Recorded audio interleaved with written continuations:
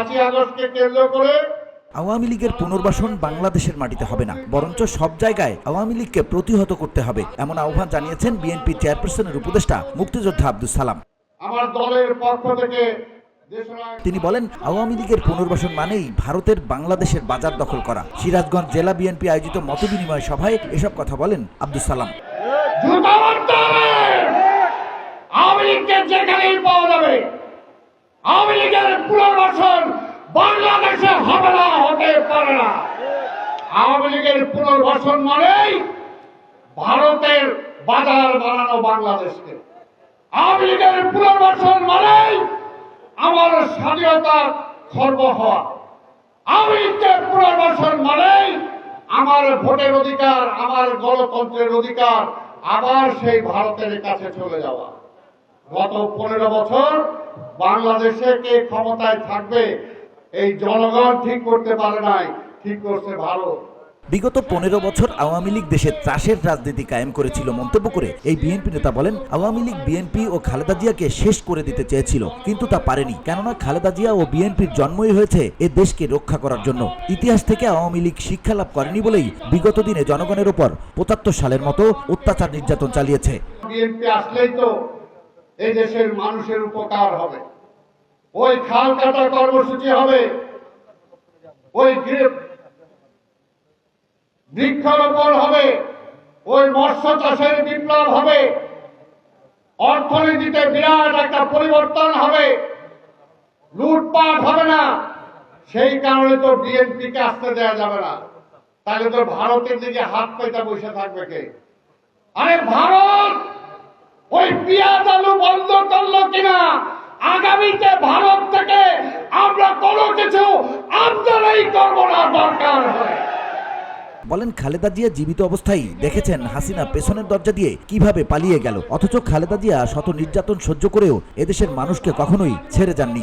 এই দেশের 3 বারের প্রধানমন্ত্রী বেগম খালেদা জিয়া, তাকে কিভাবে ক্যান্টনমেন্টের বাড়ি থেকে জোর করে বের করে দেওয়া হয়েছে আপনারা দেখেছেন। আবার কতটুকু জিজ্ঞাসা সাংবাদিকদের সামনে শেখ হাসিনা আবার বলেছে যে আমি শপথ দিয়েছিলাম ক্ষমতা যেদিন পাবো তারপরে খালেদা জিয়ার ওই বাড়ি থেকে বাইর করে দেব। আল্লাহর কি নির্মম পরিহাস!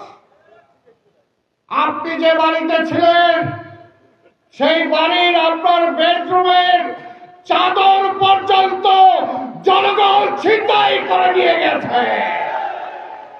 চরম সত্য এটাই যে বেগম খালেদা জিয়া বেঁচে থাকা অবস্থা দেখলেন শেখ হাসিনা কিভাবে ওই গণভবনের পিছনের দরজা দিয়ে পালায়া এক সারিতে যায় হেলিকপ্টারে উঠে,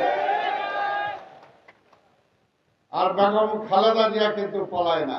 এ সময় উঠে আসে নির্বাচন প্রসঙ্গ।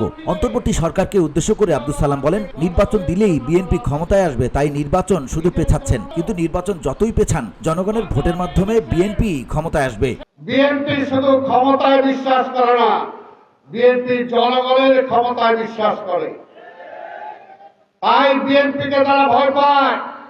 বিএনপিকে কারা ভয় পায়? যারা হলো ভারতের দালাল, যারা এই দেশটাকে ভারতের অঙ্গরাজ্য বানাতে চায়, তারাই বিএনপিকে ভয় পায়, খালেদা জিয়া তারেক রহমানকে ভয় পায়।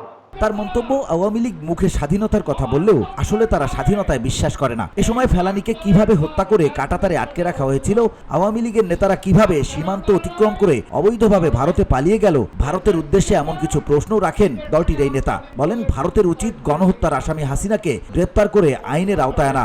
যখন আবার একটা কৃষক সীমান্তের কাঁটাতারের কাছাকাছি যায়, তাকে গুলি করে হত্যা করা হয়। আমার বোন ফেলানীকে হত্যা করে ওই তার কাটায় তাকে ঝুলিয়ে রাখা হয়।